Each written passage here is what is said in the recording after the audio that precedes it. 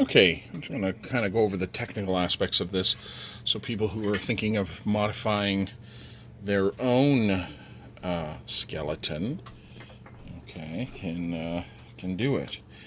So you can see, so I can back up here, so you can see kind of like the jaw is been separated.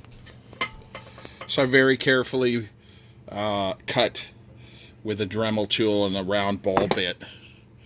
I very carefully cut the jaw out, and I followed the line where the jaw would normally go, and then cut up here, okay, where the jawbone actually is. So I cut out the actual jawbone, okay, and then basically, once I did that, let me see if I can get this. Give me 1 second. Let me get this back up. So basically, you cleared basically the bone here so that the jaw can move down, and you can see underneath here where the jaw went up to this back piece. So you had to cut through there and cut the back side up in here, okay, to make that work. And then I cleared out a bit of this piece up here. So you can focus, okay, like right up in here, so that the jaw, when it moves, doesn't bind up, okay. And then you can see, so basically what I did was create this bar. Let's see if I can get this right here. So I took this piece of aluminum here, okay, and I basically, it's hard to use a phone when you don't have enough, zoom out enough on this, but okay, so this piece here, right here, is the bar that goes across. You can see I bolted it up, okay. It's a piece of aluminum to keep things light, and then I basically use some 3M adhesive to basically take these pieces and put them into the jaw at the back. So that's the hinge, okay, and because there's not much weight to the jaw and there's not much here, this is more than adequate to do the job. And you can see the same thing here, and use a couple standoffs to basically, get me the jaw hinged. And then the front hinge, you can see it there, is a bar with, obviously it's all 440 screws, and then this is the servo that came with the, that was at the front of the Funkin that was in this area here.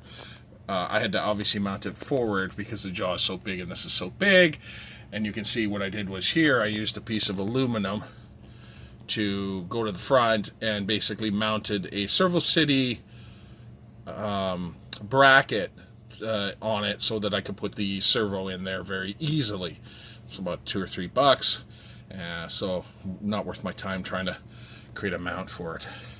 So this basically here is the head kit from Skulltronics, okay, including that fourth servo, which is the one at the front, which is the jaw. But this one here is the nod, this one is the pan, and this one is the tilt on the head, okay? And the mechanism is designed to look as realistic as a head can turn. And then obviously up here is the Son of Chucky board. So this is a DMX driven servo / LED board, and you can see there those three sets of 4 pins up there are the LEDs, RGB LEDs that you cut up for eyes typically. The 3 pin there in front of it is for auto talk, so the jaw will move automatically. And then the 14 servo motor pins for 14 different servos for arms or anything you want to do are here, and you'll notice there's only 4 connected for the 4 servos there. So I'm going to use a few of those servos for the arms next year, and then I'm going to use one for a prop skull that he will be holding.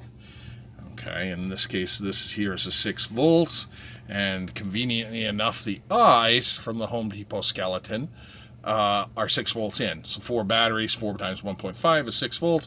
So I just paralleled the input here from those eyes into the power supply that has to run the servos and the board. So That was kind of perfect. So these are your DMX umbilicals that come out, in and out, plus the power, and I've mounted them so they come through the head at the back. Now this here is a steel plate that I machined, okay, to replace the plastic plate. This plate here. Okay, this was the original plate that came with the unit. It was mounted like that. So we took that off, don't need it. Okay, and you can see that it squeeze fits between the flange on the skeleton, okay, and bolts to the bottom of the head kit here. Okay, and then this shaft that comes down here is the one that mounts to the skeleton, the steel rod that's in the skeleton itself, and then I secure it via that, and that's where everything tilts and pans from. So that's basically the way to make a fully animated skull from the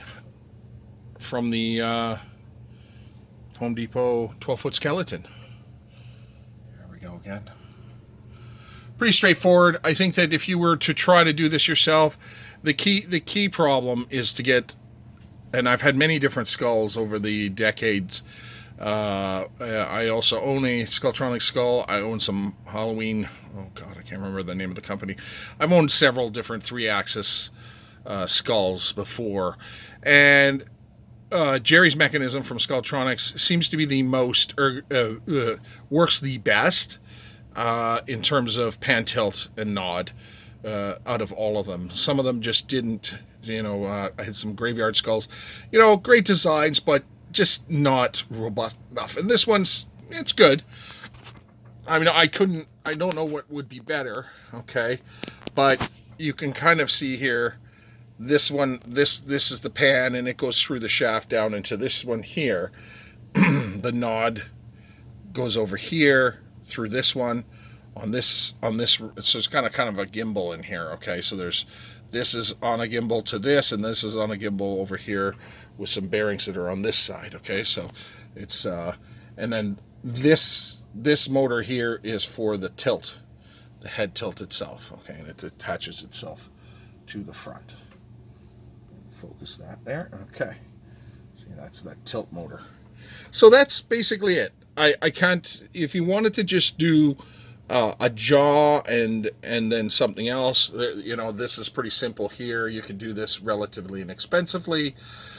With a servo, it doesn't need to be anything big because there's not a lot of weight coming on this, and then you'd have to find yourself some servo controller to drive that servo. But I think that would be pretty straightforward to do as a project if you wanted to do the jaw, and I think that would go a long way. I've seen others that have done a servo for the head. You could do a simple turn, like a single servo here, just to do the turn without a nod and a tilt. And with 2 servos, you could get some pretty good motion that would be pretty darn much better than the way the skeleton comes from Home Depot. Well, I hope that helps. If you have any questions, you can certainly leave some comments, and I'll try to answer them as best I can. Thank you.